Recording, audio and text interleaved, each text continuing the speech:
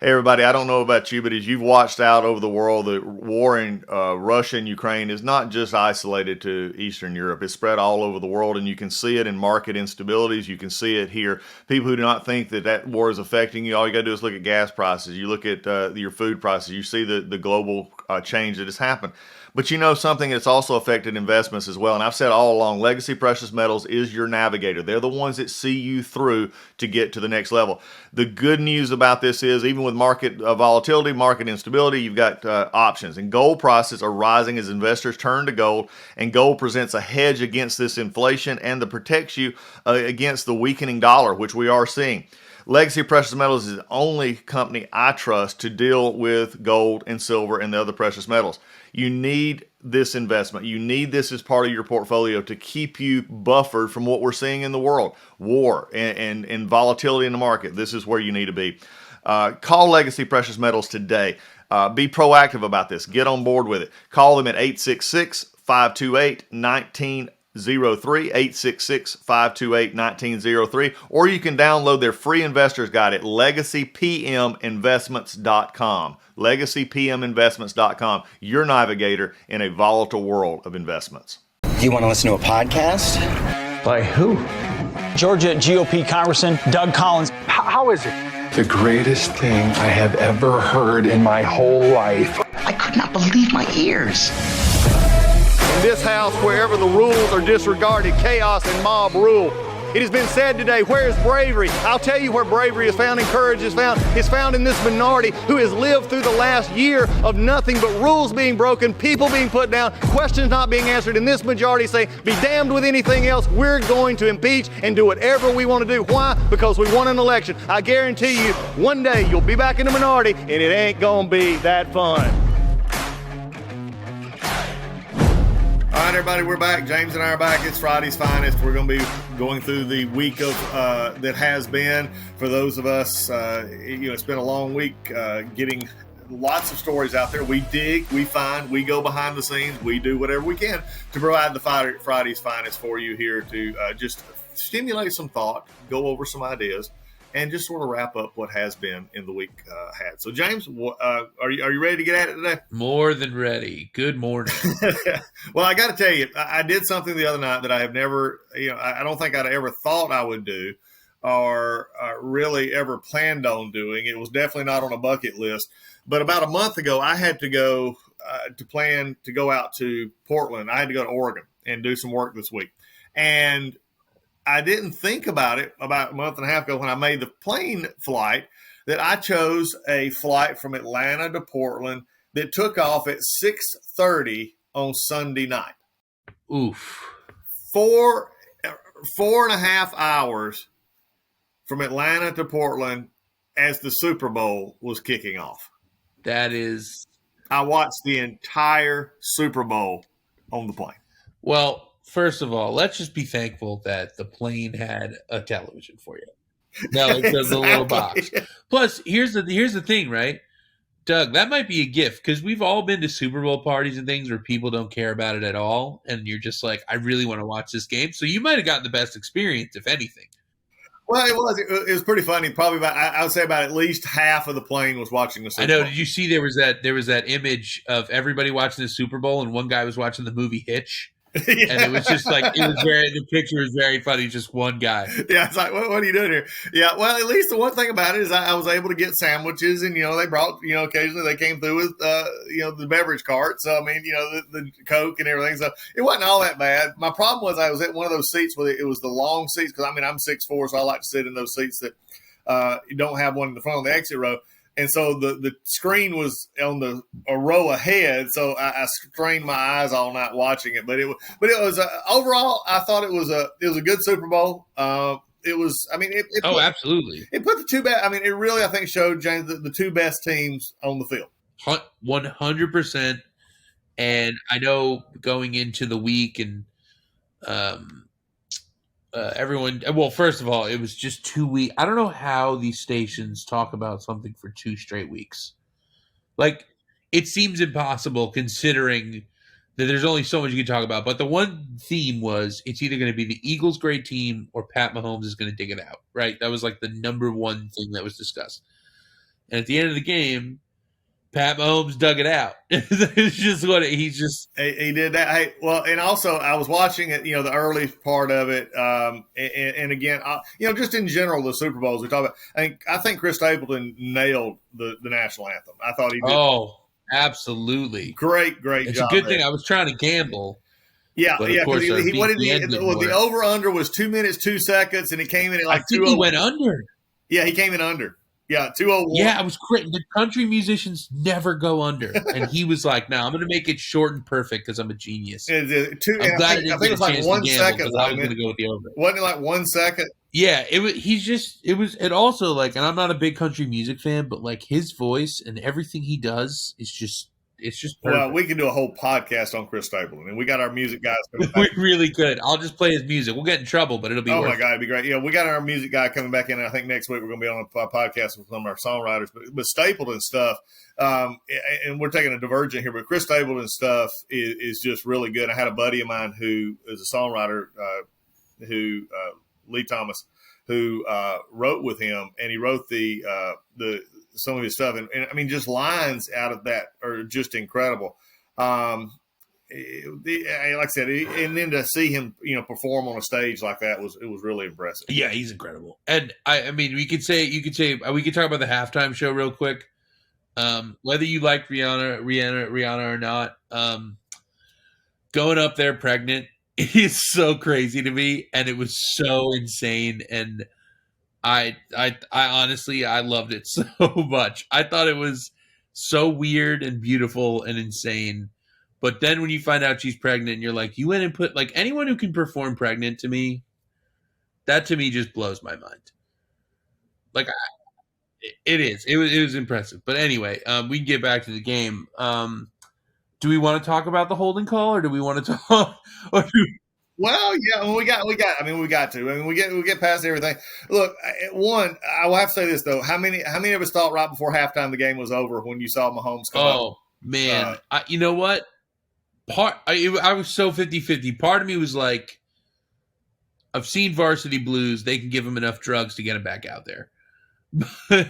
But also, if it's the second time he's tweaking it, and I got to watch Chad. What was it? Is it Chad Henne? I don't remember or Chad Daniels. I don't remember who's in for him. I'm not going to finish the Super Bowl. But you're right. It did seem over. Well, it reminded me all of a sudden of the San Francisco Philly game. Yeah. Oh no. Yes. Which had Philly was going to get another break. It had all the setup of it. Oh yeah, setup of another great game, and then all of a sudden, the quarterback goes out, and it was like, but he came back, played actually, better, if not anything, on the second half. But then you get to the holding call. Now, look, I think here's the problem. It was holding. Okay, the Eagle guy actually, and here's where I have a problem with announcers. Okay, and I saw it with. I mean, you go online, you got Kurt Herbstreit, you got just a lot of announcers out there saying that, and this could be an anomaly for life. Okay, they said, well, it was holding, but at that point in the game, you shouldn't call it. Okay, and I'm going to get a little rant here. This is the same thing that we're seeing in our society. Well, in this circumstance with this person, because they feel this way, or they act this way, or they identify this way, we'll just overlook it. It's wrong, but I don't get that, James. I mean, look, the guy helped. He turned him. He did everything that you normally see in a football call. And it shouldn't matter. And I think one of the analysts actually said this. It shouldn't matter when it happens. If it gets, one of the referee analysts said, it shouldn't matter when it gets called. But how many times do we hear that? Oh, well, it ruined the game. Kansas City was going to kick a field goal. They were going to go up either way here. I mean, I'm just sort of tired of they shouldn't have called it. Well, let's think about it, right? Let's say they didn't call it, and it cost Kansas City the game. I'm not saying it's the same thing, but we would be talking about the Saints-Rams game. They didn't make that call, and it changed the future of the Saints. Right? Oh, very much so. So, in this same vein, the ref made the call that was out in front of him. I agree. It's annoying because you're like, let him play. But if the call is correct, then it literally does not matter. And the call was correct. He grabbed him, forcing Philadelphia, the Kansas City to run the clock out, giving them opportunity to run the clock out and make the play. Either way, Philly lost that game before that happened. Let's just call that what it is. Philly lost that game before that happened. You can't let them go down and score touchdowns. But if you're going to complain about it, it's just like I don't understand what the let him play thing is. If he didn't make that call, and let's say something happened, then we'd be talking about it the other way. It just is what it is. Like, people can't live with, like, the idea that the refs would interfere bothers people so much because they want to think that the refs want to be like the king of the stage, and I just never believe that. I feel like they want to be out of the spotlight as much as possible, and they just have to do their job. Well, I mean, it goes back to every call. I mean, if you're going to lay that kind of an issue out there, okay, if you're going to lay out the issue and say, look, you've got a call here that changed the dynamic of the game. Okay, well, what about a call in the first quarter? What about a call in the second quarter? If the same call had been made in the second quarter, nobody would have said this determined the whole game. Well, they'd say, well, you got a whole half to go. Well, no. I mean, think about it. I mean, momentum is such a huge part of a big 100%. Game. And so, yes. I mean, you can't – again, I'm not trying to take up for the refs here. I think they do make some bad calls. But, again, Absolutely. As long as you have refs, as long as you have officials in any sport, it's going to be a problem. And for all these folks out here who here we go on another little rant we can get on. For all these people whose baseball season is getting up and you want to go to this automatic computer-generated balls and strikes bull crap, I mean, okay, let's just you're taking away the essence of the game, okay? I mean, good. I don't mind the occasional replay on, did he get him out at first, kind of thing. But, I mean, what are we going to go to at some point? I mean, really? Well, Doug, that's the thing, how right you are, is that, like, we overreact to situations, right? The baseball thing, we're obviously talking about I'm forgetting the guy's name, but the perfect game that was taken away because of a bad call, right? And that set the train in motion. It's going to drive me nuts. I can't remember his name. But anyway, the point is that set the chain reaction for everything that we have in baseball right now. As far as football is concerned, if they had not made any of those calls, let's say that slight holding or whatever you want to call it wasn't called 5 times in the game, and then they called it at the end, you'd have every right to complain because that means the refs weren't being consistent. I could live with that. But if you go back, I'm sure those calls were made and everything was touched and whatever, but he made the right call. It is what it is. And if you want to go to electronic refs and you want to go to replay, at least make sure that everything's replayable and everything can be corrected, and we can sit there for 17 hours and watch a football game. Exactly. Well, here's the thing. I think football and baseball are entirely different in this regard. Football, even Mike Pereira, who's on Fox and is the referee who comes in and says, okay, here's why we did this or that, and you got the ones on the other station as well. They don't even know.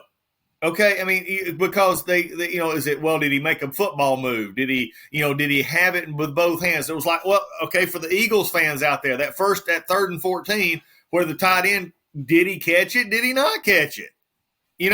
I mean, yeah, you can't computerize that. Okay, you really can't. And even booth reviews, I mean, the scrum in the middle, I mean, where they actually put the ball down and whether did it break the plane, it's pretty wild. Yeah, we'd be there for days. Oh, my God, yes. But baseball's different. And look, yeah, baseball is very different. I mean, you're right. Go ahead. No, that's fine. No, baseball's different. I mean, because baseball is either, was it in the parameter or not, which is like, that's just why calling balls and strikes to me is like the did he have control of it in football? I mean, it's such a, I mean, really, where you're at. But, like, is it a foul ball? Is it a fair ball? Like in tennis. In tennis, they have really actually have helped. I mean, because I don't know how those folks actually could see that anyway. 120-mile-an-hour tennis ball. They're sitting in such a weird spot. Yeah, did it hit in or out?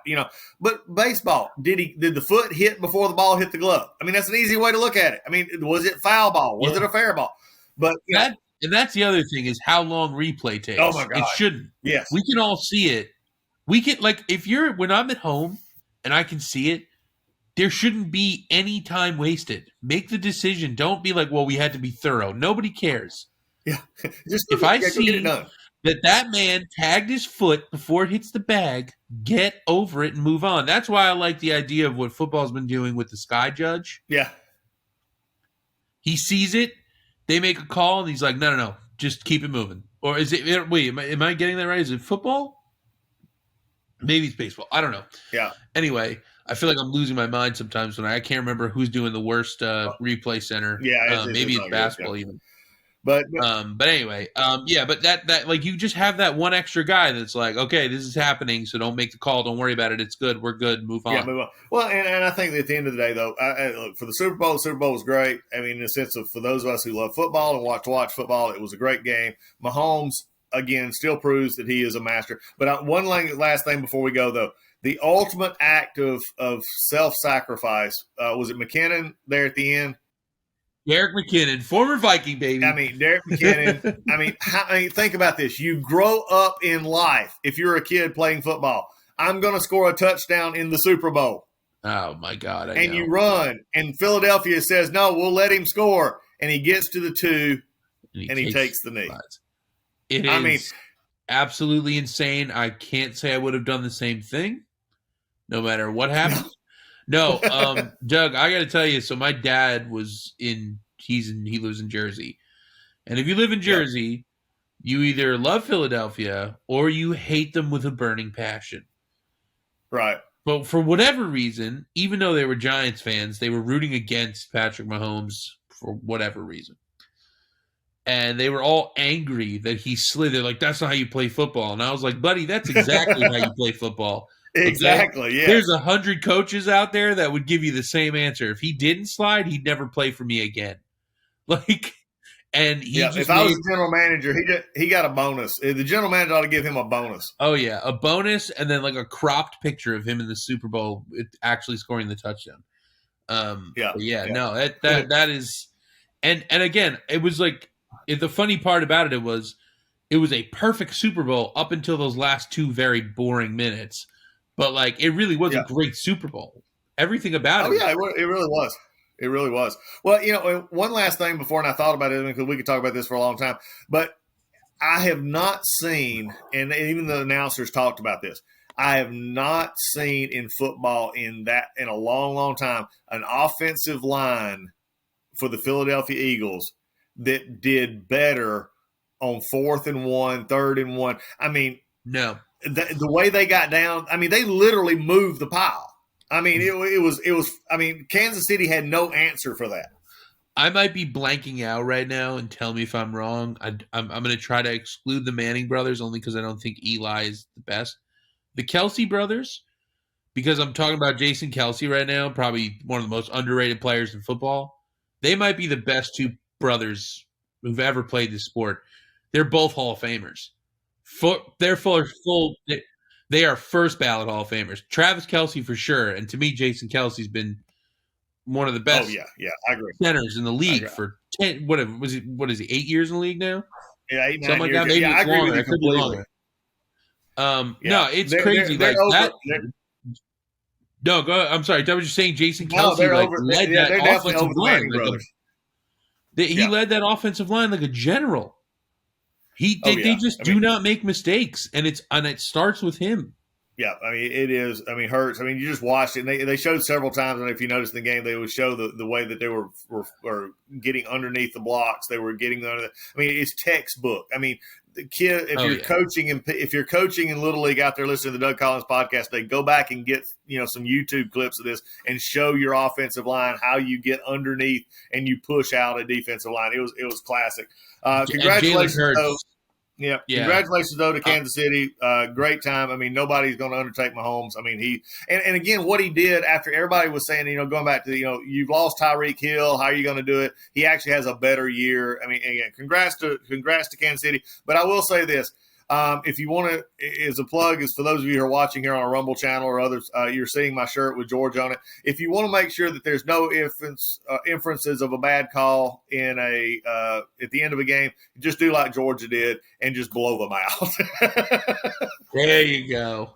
Work it out. All right, switching gears, California, and you're living part of this discussion here, James. Yes. California, I want to put this out there. California has led the nation and loses 700,000 residents in the last 2 years. California exodus has shown no sign of slowing down as the state population dropped by 500,000 between, I mean, think about this. That's almost, I mean, just below the population of like Wyoming. I want you to think about that for a second. And that's absolutely insane. Before you continue, because I haven't read this article, so I'm just curious. Does it give major reasons for leaving? Because I'm assuming one of them is how expensive California is. But I also feel like it's like I don't even know. Like there are people that just want to have like a more relaxed atmosphere in their life. And I know we discussed this, but you could say where the two places are that everyone's going. Oh yeah. Well, let me also say this though, and I'm going to give California just a tiny bit of credit here. Their population decrease was second only to guess who? New York City. New York. Yeah, everyone got out of there pandemic style, baby. It is. They pandemic. were like, nope. And it's not good. Primary reasons, you asked about it. The primary reasons, high cost of living and the long commutes, the crowds, the crime, the pollution in larger urban centers, and just not feeling safe. So New York. Yeah. So the exact same reasons people leave in New York. I mean, when I know that you've lived in the South your entire life, right?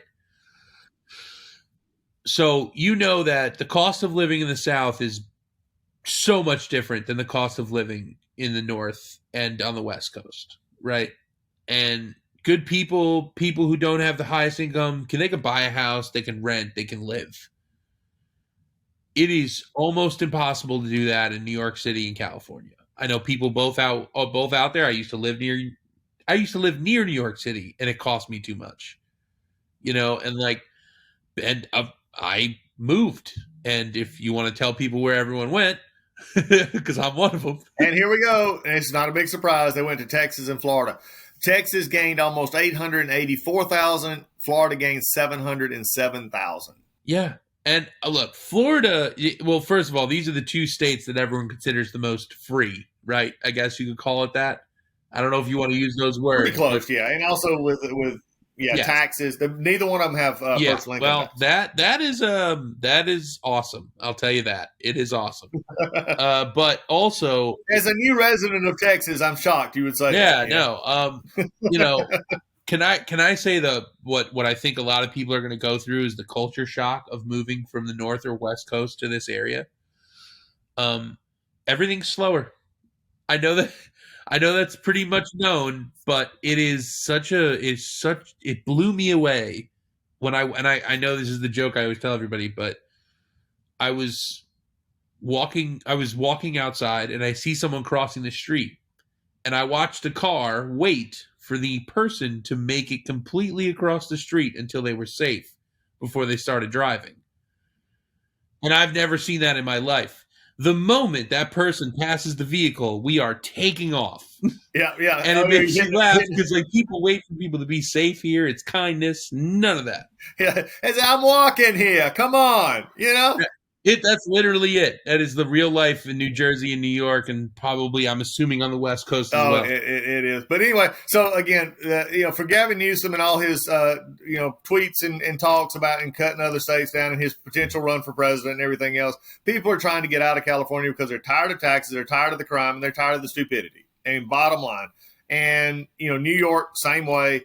But what kills me is whether it's Newsom or Hochul or others, the governors, they bury their head in the sand and ignore it. And just, again, keep right on with their little liberal utopia that they see it. And pretty soon they're going to have a problem. New York and California in particular are going to have real trouble at some point.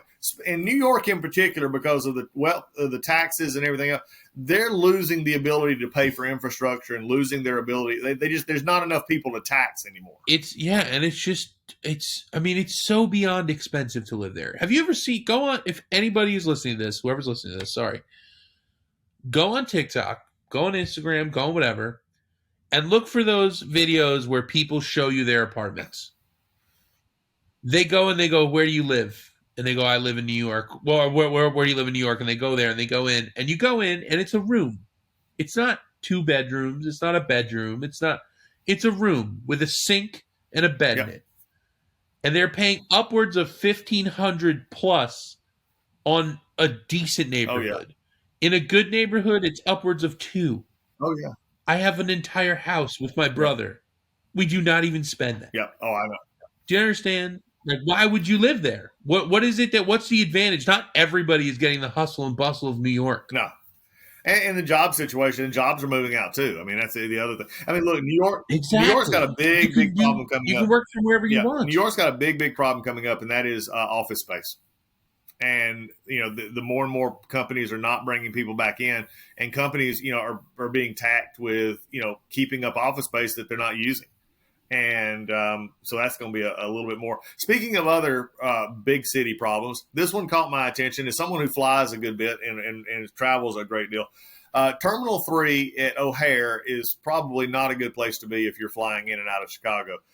The homelessness problem has gotten just out of reach. The Daily Mail did an article about this, I'd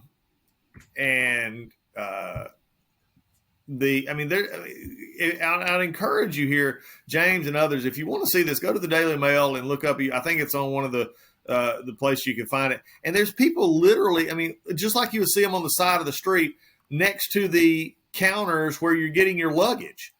And it's crime, and people feel unsafe. They're laying in the doorways. Yeah, Lightfoot, you got a good one going here.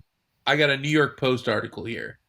It says, and the title is "Dystopian Homeless Encampments Overtake Chicago's O'Hare Airport." It's oh unreal. No! Oh, they're just people laying on the floor.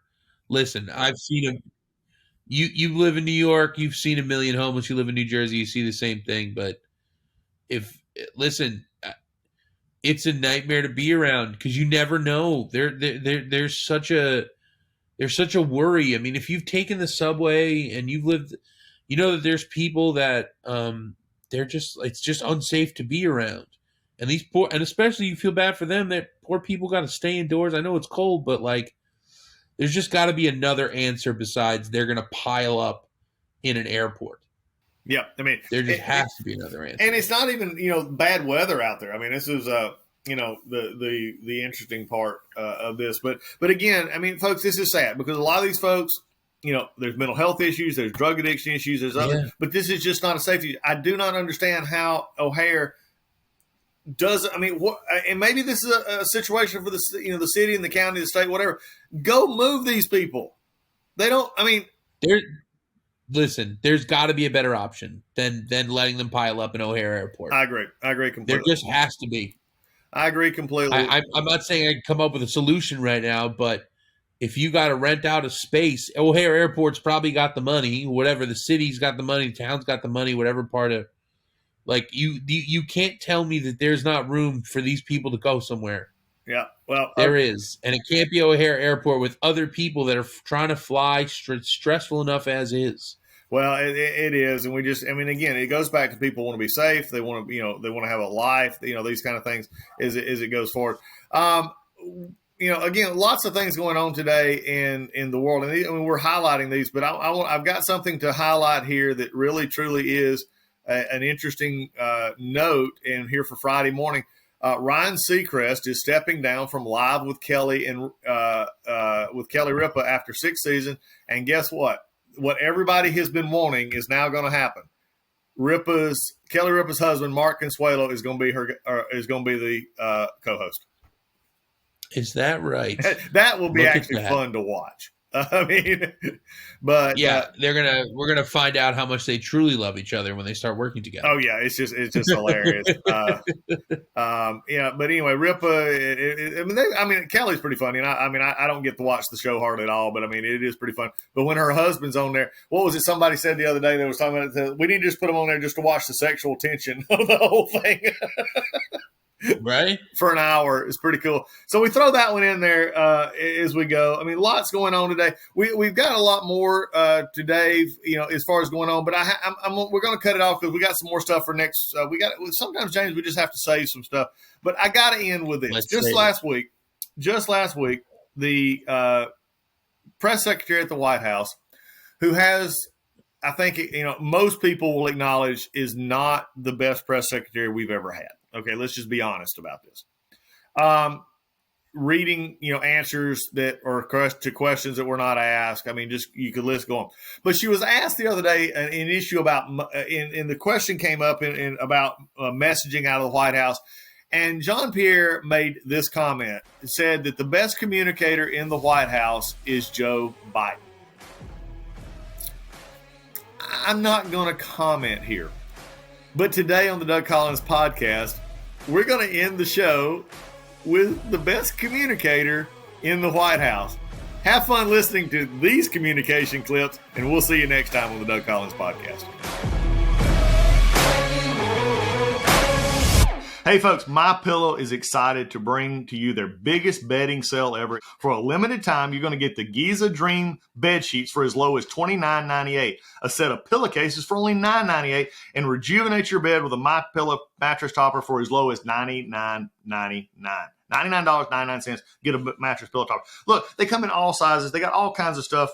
Blankets. They've got duvets. They've got quilts. They got comforters. They got body pillows. They got bolster pillows. They got all that big discounts. And also, they're extending their money-back guarantee for Christmas until March 1, 2023, making them the perfect gift for your friends, your family, and for everyone you know. Folks, and just from a personal note here, I have the Giza Dream Sheets. They're on my bed right now. I slept on them last night. Some of the best sheets that we and Lisa and I have ever owned. They are worth, at this price, they're a steal. My wife and I have bought bed sheets, linens at much higher cost. It's supposedly much higher quality.